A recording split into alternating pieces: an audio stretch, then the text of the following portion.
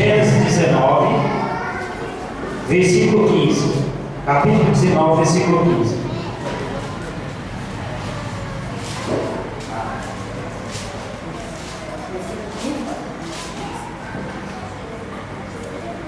Capítulo 19, versículo 15.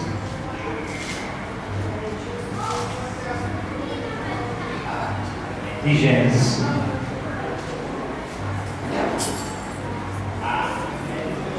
Amém? Amém. Glória a Deus.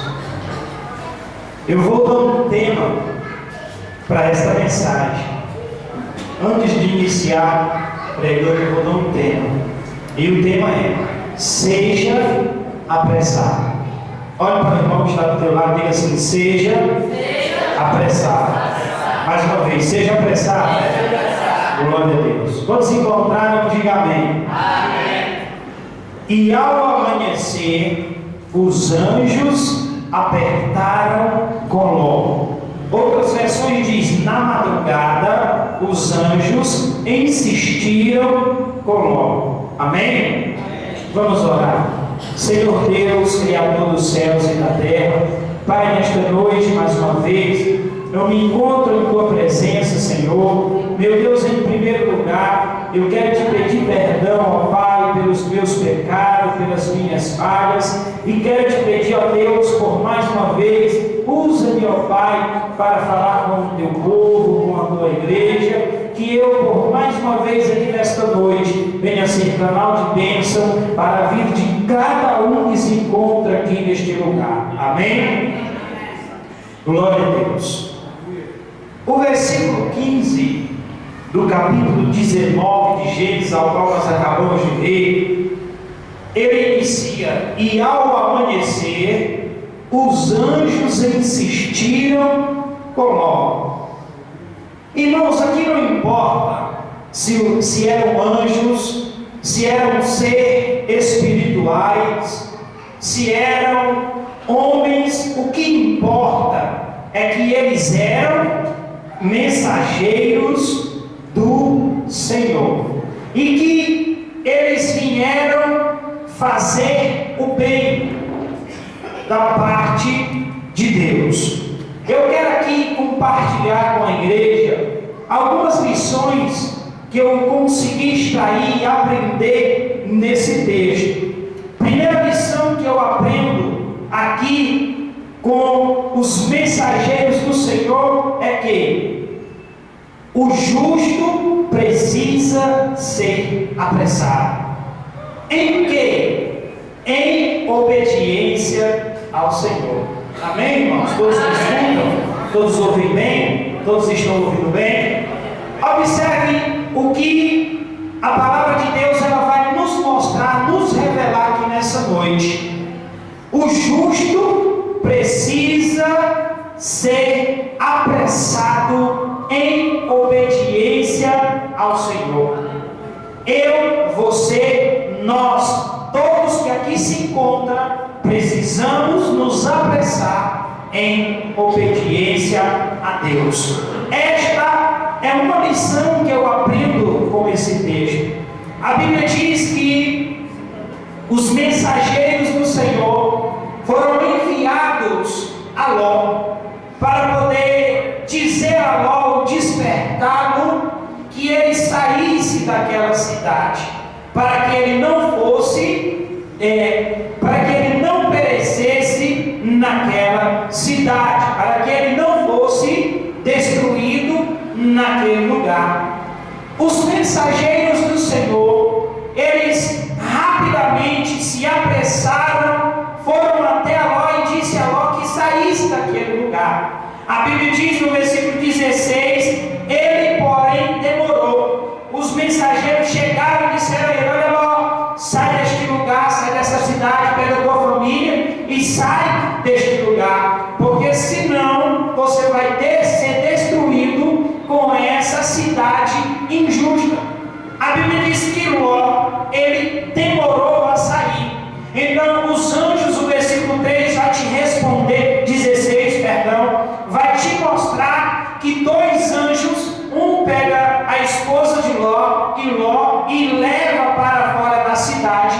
o outro anjo, eles pegaram as duas filhas e levam para fora da cidade. Ou seja, automaticamente ou rapidamente, os anjos, ou seja, os mensageiros do Senhor, se apressaram em obedecer ao Senhor. Eles se apressaram, eles ouviram o que Deus tinha falado para eles. Eles agora pegam aquela família e tiram para fora. Ou seja, eles se apressaram em obedecer ao Senhor. E por que Ló, pastor? Por que Ló, ele demorou ali naquela cidade?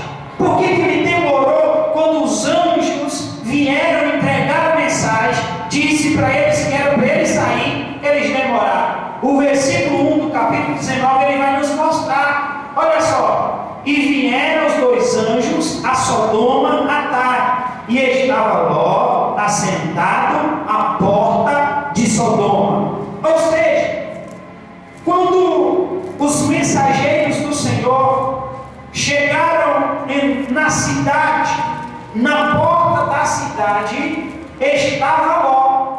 E naquela época não podia ficar na porta daquela cidade se não fosse autoridade, se não fosse alguém de posição elevada. O que eu aprendo aqui é que Ló, ele tinha uma certa influência naquele lugar. Então por que Ló não sai? Agora ele demora a sair daquela cidade. Sabe por quê? Porque Sodoma era preciosa para Ló. Ele já tinha adquirido uma certa influência naquele lugar. Ló, irmãos, ele estava investindo na vida dele, ele estava investindo naquele lugar a vida dele. Ele estava investindo tudo que ele tinha naquela cidade. Então ele demora a sair daquele lugar quando os anjos dizem para ele sair, para eles, aleluia. Eu já estou sentindo a presença de Deus aqui nesse lugar. Eu estou sentindo que Deus vai falar contigo nessa noite. Você não vai sair, irmãos, da forma que você entrou. Você vai sair diferente, porque Deus, ele vai já estar falando conosco. A Bíblia diz que Ló, ele dedica toda a sua vida. Por essa passagem aqui, nós compreendemos que Ló, ele investiu a sua vida naquele lugar. Aquela cidade para Ló era preciosa, era uma cidade fértil, era uma cidade que tinha uma boa produção, era uma cidade grande.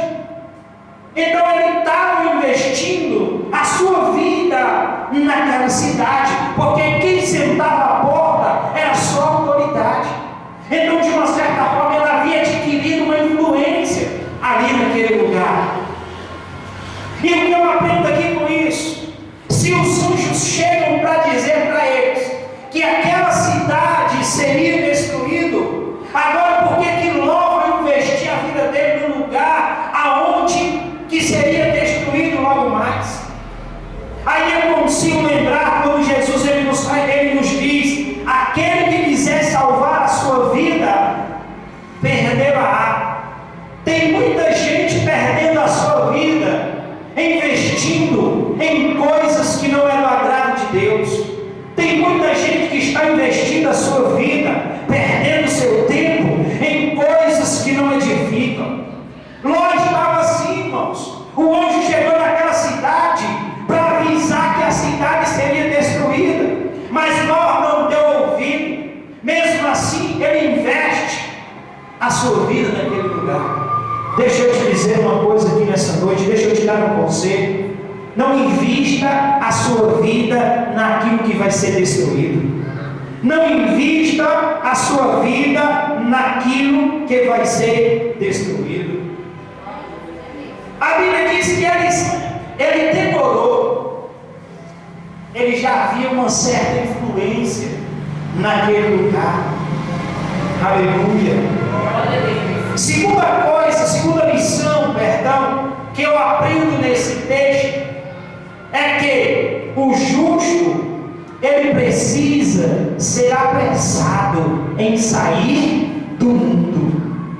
Versículo 26 do capítulo capítulo 19 diz: e a mulher de Ló olhou para trás e ficou convertida numa estátua de sal.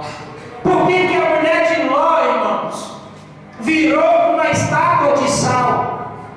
Porque ela não saiu do mundo, ela não saiu daquela cidade que simbolizava o mundo, ela foi jogada para fora, mas mesmo assim, a Bíblia diz que o coração dela ainda estava lá. O difícil, irmão, não é tirar as pessoas do mundo, mas sim o mundo de dentro das pessoas. Quando fala de estátua, fala de quê? De algo parado, sem vida.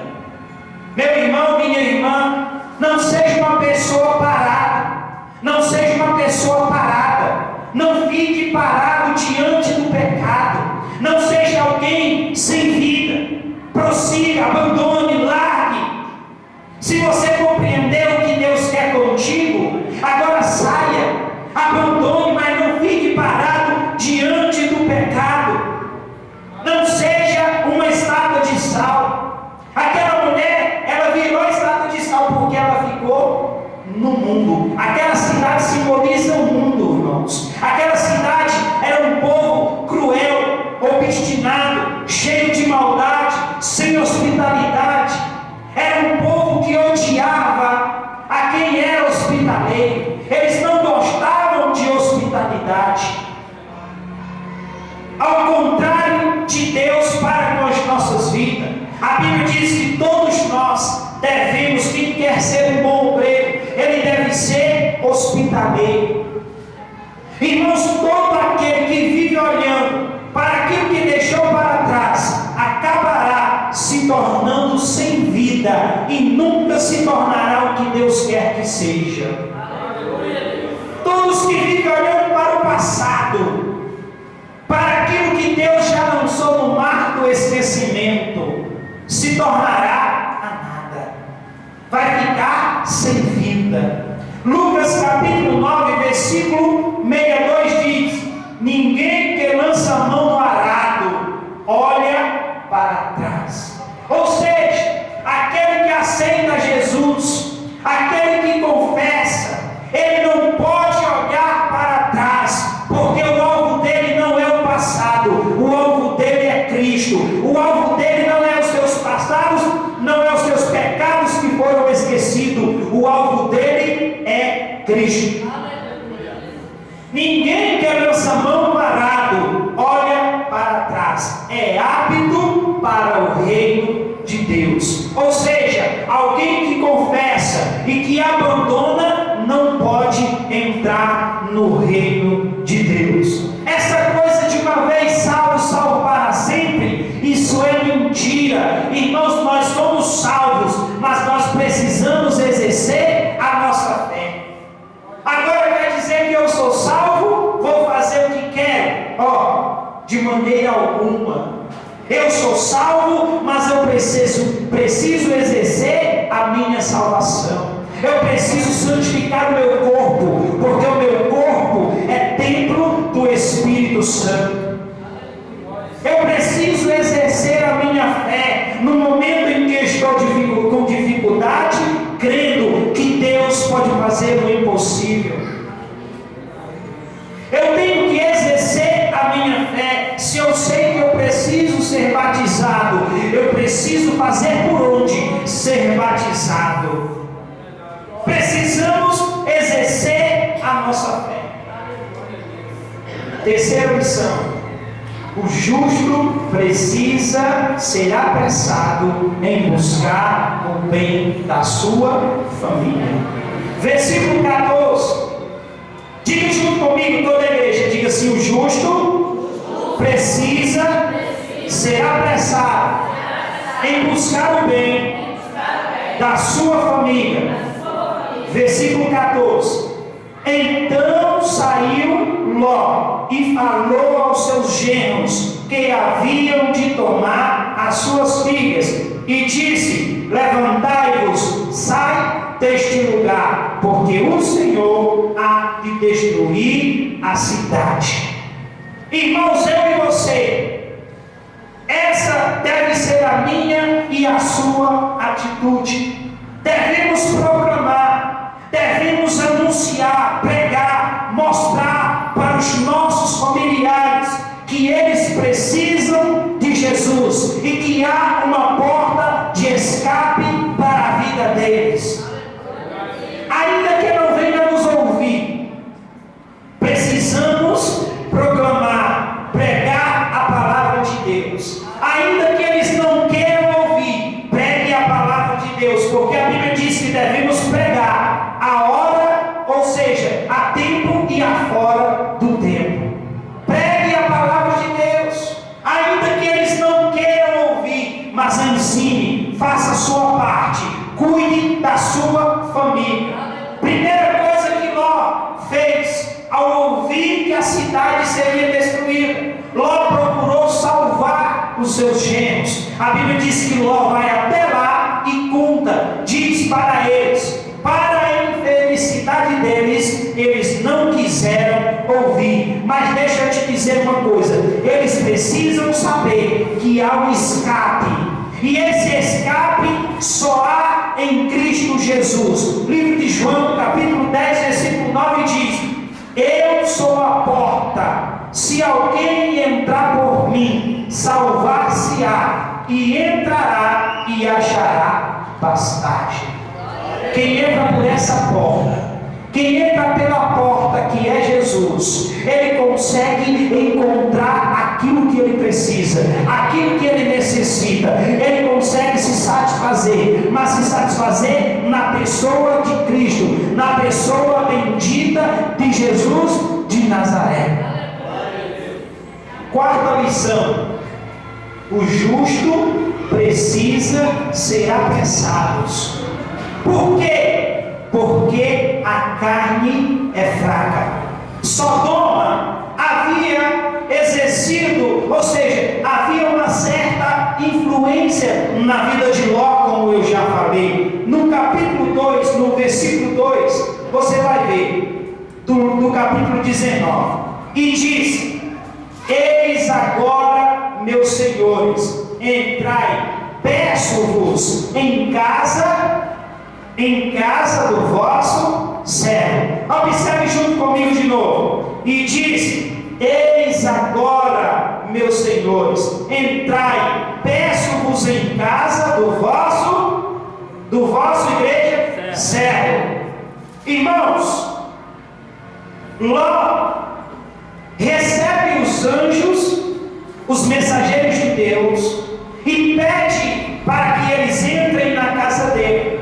Só que Ló, ele fez diferente de Abraão. Ló, ele construiu uma casa. Ló era para ter construído uma tenda, simbolizando e dizendo que estava debaixo da autoridade de Deus, e que na hora que Deus quisesse que ele fosse, ele iria. Mas ele preferiu escolher uma casa. Uma casa, quando ele constrói uma casa, estava simbolizando e dizendo que ele queria se estabelecer naquele lugar, que ele não queria sair daquele lugar. Então isso nos ensina que Ló estava se enraizando naquela cidade. O que eu aprendo com isso é que o único lugar que devemos nos enraizar é no centro da vontade de Deus. Não precisamos criar raiz no mundo, não precisamos criar raiz em pessoas que não querem nada com Deus. Nós temos que criar raiz no centro da vontade do Senhor. É no centro da vontade do Senhor que as coisas acontecem. É no centro da vontade do Senhor que a tua história muda. Quando você está no centro da vontade do Senhor, a história para a tua vida, ela já não pode ser mais a mesma, porque Ele está no controle. Quem impedirá o agir de Deus? Se Deus está no controle da tua vida, ninguém vai impedir o agir dele. Não existe demônios, não existe principalidade principados, não existe nada que possa impedir o agir de Deus. Por quê? Porque nós estamos no centro da vontade de Deus. Versículo 7, ele diz, meus irmãos, rogo-vos que não façais o mal. Eis que 2 filhas tenho, que ainda não conheceram varão, fora vulas trarei, e fareis delas como um bom for nos vossos olhos. Somente nada façais a estes varões, porque por isso vieram à sombra do meu telhado. Irmãos, observe algo aqui nessa noite. Quando aqueles mensageiros de Deus chegam na cidade, se hospedam na casa de Ló, aqueles homens, alguns dizem que Sodoma era uma cidade, era um lugar que havia muita prostituição, muitos sodomitas, homossexuais. Sim, porém havia, mas não como alguns dizem que havia prostituição. Aquela cidade havia muita maldade, aquela cidade havia muitas pessoas orgulhosas, porque era uma cidade rica, era uma cidade que era próspera. Então havia muito isso. E a atitude dos moradores daquele lugar, chegar e querer destruir a família de Ló, por terem hospedado aquela família, isso vai nos mostrar, porque não existe base bíblica para dizer que aquela cidade toda era homossexual. Havia sim homossexual, mas não tanto quanto aqui a Bíblia nos revela, porque biblicamente lá no livro de Ezequiel vai dizer que a atitude desses homens de querer destruir, ou seja, de querer acabar com a família de Ló, era por causa do orgulho, era por causa da maldade, e o ato que eles queriam praticar era para que o nome de Ló, daquela família, fosse escandalizado, e era a forma mais cruel de humilhar aquele povo. O que eu entendo aqui com isso, nesses 2 versículos, é que Ló estava colhendo algo que ele tinha semeado, Por quê, pastor? Porque ele sabia, ele mesmo no versículo 7, ele diz que não façais tal mal. Então ele estava no meio do povo, tolerando o pecado. Deixa eu te dizer uma coisa: se hoje você tolera o pecado, há uma colheita para aqueles que toleram o pecado. Ló estava colhendo toda a semeadura que ele semeou. Ele tolerava o pecado, ele tolerava a maldade daquela cidade, o homossexualismo naquela cidade. Com todo respeito, hoje o que nós mais vemos é os pais de família, as mães tolerando o sexo, a pornografia dentro da sua própria casa, aceitando, estando de um acordo. E isso não é do agrado de Deus. Quando você tolera o pecado, há uma recompensa. O próprio versículo 9 vai dizer, eles porém disseram, sai daí. Disseram mais, como estrangeiro, este indivíduo veio aqui habitar e quer ser o juízo em tudo. Ou seja, eles estavam dizendo, Ló, você chegou aqui na nossa cidade como um estrangeiro, habitou aqui, sabia que nós éramos dessa forma, você agora quer mandar em nós. Há tanto tempo você esteve conosco, aceitando, permitindo, agora você quer que haja mudança. Deixa eu te dizer uma coisa: o mal tem que ser cortado pela raiz, porque depois que cresce, fica difícil. Então não aceite o pecado dentro da tua casa. Não permita que ninguém use a sua casa como um prostíbulo. Não permita que ninguém use a sua casa como lugar, um cinema. Não permita que o pecado entre dentro da sua casa. Não aceite. porque ninguém que pratica boas obras, ele está de acordo com quem pratica as más obras. E eu sei que o Espírito de Deus, ele está falando aqui neste lugar. O problema, sabe qual que é? Olha só, versículo 19 e 20, vou adiantar aqui algo, porque eu estou sentindo que Deus vai falar. Olha só, e Ló disse: assim não, Senhor, eis aqui agora, o teu servo tem achado graça aos teus olhos, e engrandecesses a tua misericórdia, que a de mim fizeste, para guardar a minha alma em vida. Olha só o que ele diz: mas não posso escapar no monte, pois que eu tenho medo de mim apanhe este mal e eu morra. Você entendeu ele? Não, mas eu vou explicar. Ló não queria aceitar a direção de Deus, não queria aceitar. Deus faz o bem, tira Ló daquela cidade que ia ser destruída, dá a direção para ele, mas agora ele chega para Deus e diz que não. Todos nós queremos ser abençoados, mas a direção de Deus ninguém quer. Quando começa a tocar na ferida, não é assim, não é desse jeito, o pastor está exagerando. Ló não queria a direção de Deus, como se Deus não soubesse o que é melhor para mim e para você. Ei, Deus sabe o que é melhor para mim e para você. Depois dele se retirar, Deus fala para ele, Ló, ou seja, os mensageiros falam para ele: Ló, fica aqui no monte. Ele disse: não, eu não posso ficar aqui, porque talvez aqui eu venha morrer. Ou seja, ele não estava aceitando a direção de Deus. Quem não aceita a direção de Deus, irmãos, ele não chega a lugar algum. Ele não consegue casar, ele não consegue prosperar, ele não consegue ser feliz no casamento, ele não consegue paz dentro do lar. Os sonhos não são conquistados, porque quem não aceita a direção de Deus não chega a lugar algum. Só chega aonde Deus quer quem aceita a direção de Deus.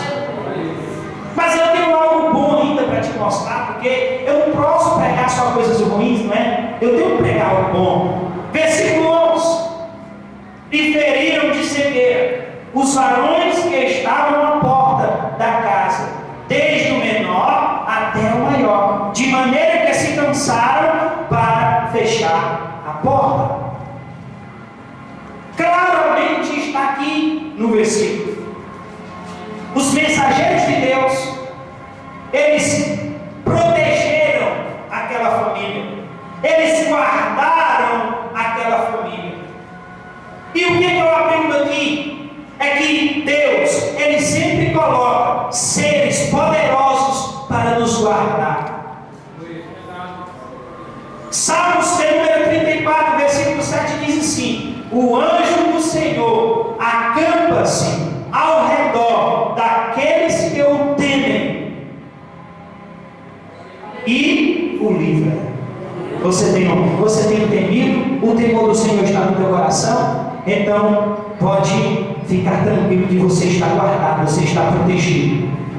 Se você tem guardado a palavra do Senhor, se você tem andado em temor, no temor do Senhor, pode ficar tranquilo que os anjos, eles estão guardando. E ninguém vai tocar no teu casamento, ninguém vai tocar na tua finança, ninguém vai tocar no teu noivado, ninguém vai tocar em nada daquilo que é teu. Ninguém. Se você tem andado no temor do Senhor, pode ficar tranquilo que a tua família está protegida, os teus filhos, a tua casa. Somente faça a tua parte, mas a tua família vai estar protegida. Versículo 20. Então, ou seja, eis agora, aquela cidade está perto para fugir para lá, e é pequena, ora, para ali me escapei. Não é pequena para que minha alma Ló, ele outrora estava atrás de uma cidade grande. Quando Abraão manda ele olhar para a direita, para ele escolher a direita ou a esquerda, ele olha e vê aquela cidade grande, aquela cidade bonita, e ele escolhe aquela cidade. Só que agora ele tinha que morar em um lugar pequeno. Ele teve que agora que morar em Zoar. Ele queria morar numa cidade grande, mas agora ele teve que morar numa cidade pequena. Sabe o que eu aprendo com isso? Todos aqueles que desejam coisas grandes, mas que não esperam, não sabem esperar o tempo de Deus, acaba sem nada. Olha para a cidade, mas que cidade bonita, que lugar bonito, que lugar esplêndido. Esse é o lugar que eu viver. Esse aí é o lugar que eu viver. Lugar onde tem shopping, lugar onde tem muito dinheiro, onde tem muita fartura. Eu quero morar aí. Só que ele olhou para a grandeza, ele olhou para a boniteza. Ele acabou tendo que morar em um lugar pequeno. Portanto, que ele olha e diz: mas um lugar pequeno? A minha alma, tenho que morar aí. Versículo 31. Então a primogênita disse a menor: nosso pai já é velho, e não há varão na terra que entre a nós. Ou seja, quando ele está dizendo não há varão na terra que entre a nós, ele está dizendo do convívio, do relacionamento, do casamento, da união familiar. E habitou numa caverna, ou seja, entre nós, segundo o costume de toda a terra. Irmãos, sabe por que essas duas mulheres, elas ficaram só? Sabe por quê? Porque elas se uniram a homens do mundo, a homens ímpios. Elas se uniram a homens que não era para ter se unido. Lá no versículo 14 você vai ver: então saiu Ló e falou aos seus genros, aos que haviam de tomar suas filhas, e disse: levantai e sai deste lugar, porque o Senhor há de destruir a cidade.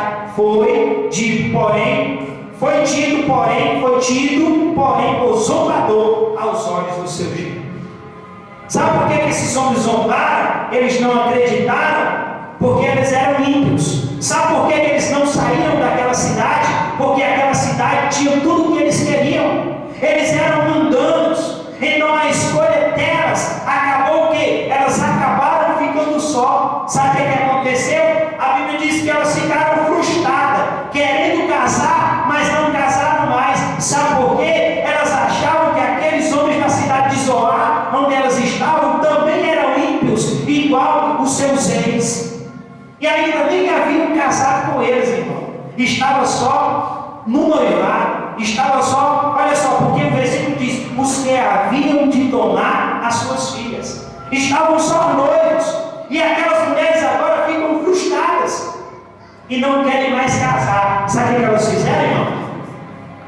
Pegaram e deitaram com o pai. Pior pecado. Deitaram com o pai para que houvesse uma semente no meio do povo, no meio delas, para que não fosse esquecido. Irmãos, uma decisão errada, você pode acabar com a tua vida por ela para a vida toda. Uma decisão errada, sem querer a direção de Deus, você pode acabar com a sua vida e de mais alguém que está ao teu lado. Tome cuidado nas suas escolhas. Eu sei que Deus te protege, Deus anda contigo, mas o problema de Ló é porque ele aceitou. Ele viu todo o povo fazendo aquela maldade, mas ele estava ali. Depois veio a colheita. Irmãos, tudo que nós plantarmos, nós iremos colher.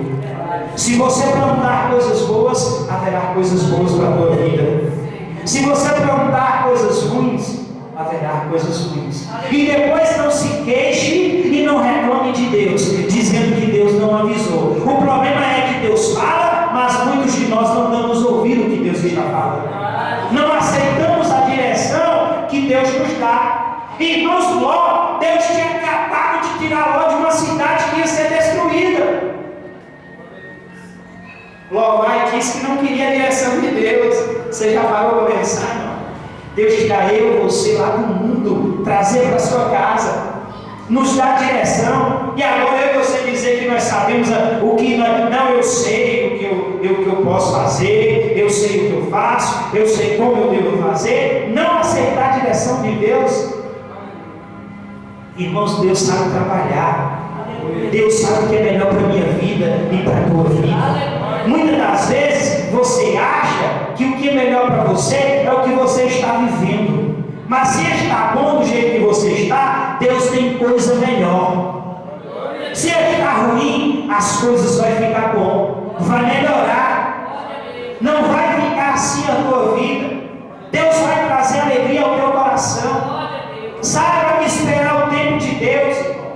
Logo olhou para aquele lugarzão bonito, Campina, tudo, sabe, aquela terra fértil, disse: ali que eu vou morar. Abraão foi para o pior lugar. Ei, irmãos, quem está com Deus não precisa correr atrás de bênção. Deus manda onde você estiver. Lembra de Deuteronômio 28? Se você estiver com o Senhor, na direção do Senhor, você não vai precisar correr. Não, porque se eu estiver aqui, Deus não abençoa. Ei, irmão, se Deus quiser te abençoar, irmão, Ele manda lá dentro da tua casa. Mas como que Deus vai me abençoar? Eu não vou em festa, eu não vou a lugares assim. Irmãos, festa realmente não existe nada de bom. Lugar bom é na casa do Senhor, lugar onde Deus fala, onde Deus dá direção. Nem que seja necessário Deus levantar para trabalhar dentro da tua casa, que você se abençoar, Deus vai fazer. Irmão, se você não está compreendendo, você não tem ideia do que Deus pode fazer pela tua vida. Você não consegue imaginar, porque a Bíblia diz que a nossa mente não compreende, o nosso coração não consegue sentir, os nossos olhos não conseguem ver o que Deus tem guardado para mim, para você. Mas aceite, permita Deus te orientar, permita Deus te conduzir, permita Deus te levar para onde deve ser necessário, te levar para o lugar correto. Permita que Deus seja o condutor da tua vida. Não bata no peito dizendo que você pode, que você tem um livre-arbítrio. Não. Na casa de Deus é diferente. Vivemos um país democrático, mas aqui não. Aqui é diferente. Aqui quem manda é o Deus Todo-Poderoso. Aqui não há democracia. Aqui não há liberdade. Aqui há uma escolha. Ou você serve, ou você não serve. Mas se você quiser ser abençoado, deixa Deus te conduzir. Deixa Deus pelejar por você. Deixa Deus trabalhar por você.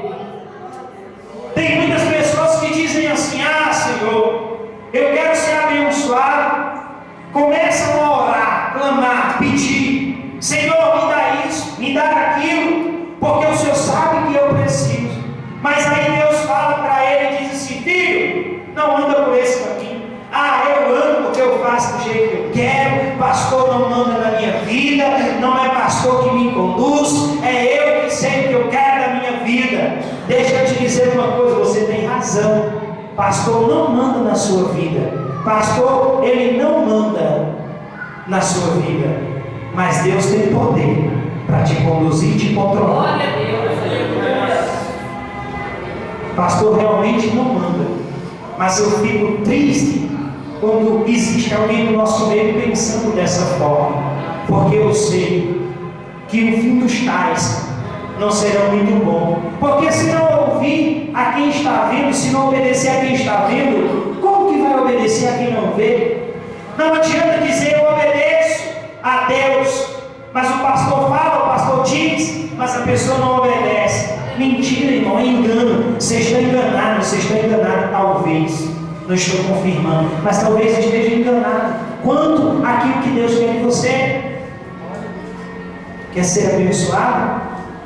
Quer ser abençoado? Aleluia. Medita nisso aqui. Obedeça. Cumpra os mandamentos. E você vai ver que você não vai precisar correr atrás de bênção. As bênçãos vão correr atrás de você. Isso depende do que você acha o que é bênção para a sua vida. Depende do que você acha do que é bênção. Porque para mim ser abençoado é viver bem espiritualmente, é estar em comunhão com Deus. Não é ter carro novo, não é ter casa nova. Isso é consequência da tua vida com Deus. Isso é consequência. Mas o importante é nós termos alegria dentro de nós. A luta está grande, o negócio está difícil, mas você tem paz dentro de si. Você diz assim: está difícil? Hoje pode estar difícil, mas amanhã vai estar bom. O choro pode durar uma noite, mas a alegria vem no amanhecer. As coisas hoje podem estar difíceis para mim, mas eu tenho certeza que se eu permanecer, amanhã, meu Deus, Ele vai me dar a vitória. A luta, a dificuldade é a hora e o momento em que Deus está te provando, irmão. Momento em que Deus está testando a tua fé. Mas eu tenho algo a dizer para você nessa noite. Se você deixar ser conduzido por esta palavra, o milagre, sem dúvida, ninguém vai impedir ele chegar na tua vida. Se você não permitir que ninguém impeça que você esteja no centro da vontade de Deus, você vai cantar o hino da vitória e vai dizer: só o Senhor é Deus na minha vida.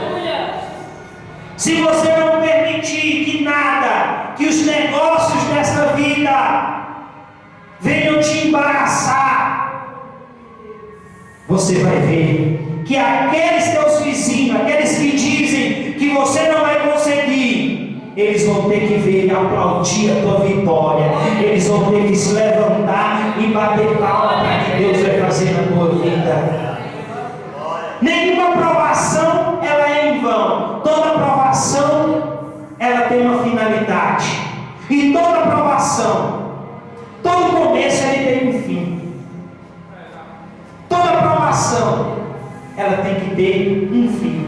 Ela vai mudando as provações, mas que é um fim para que você está vivendo. Porque você vai passando, você vai vivendo de fé em fé. E para que Deus ponha fé no teu coração, é precisa prova, é precisa dificuldade, é precisa luta. Porque evangelho sem a luta não é evangelho. Evangelho precisa ter luta. É necessário que haja. Porque se não está vivendo luta, desconfia. Começa a desconfiar. Começa a perguntar para Deus o que está acontecendo em tua vida. Aquelas mulheres ficaram frustradas. A Bíblia diz que elas não quiseram mais homens de isolar, porque elas tinham tomado uma decisão errada lá atrás. Mas deixa eu te dizer uma coisa: não fique como aquelas mulheres, olhando para trás, olha para frente, porque o teu alvo é Cristo. Olha para frente, porque o teu alvo é Cristo. E a tua vitória, o teu troféu, depende de você.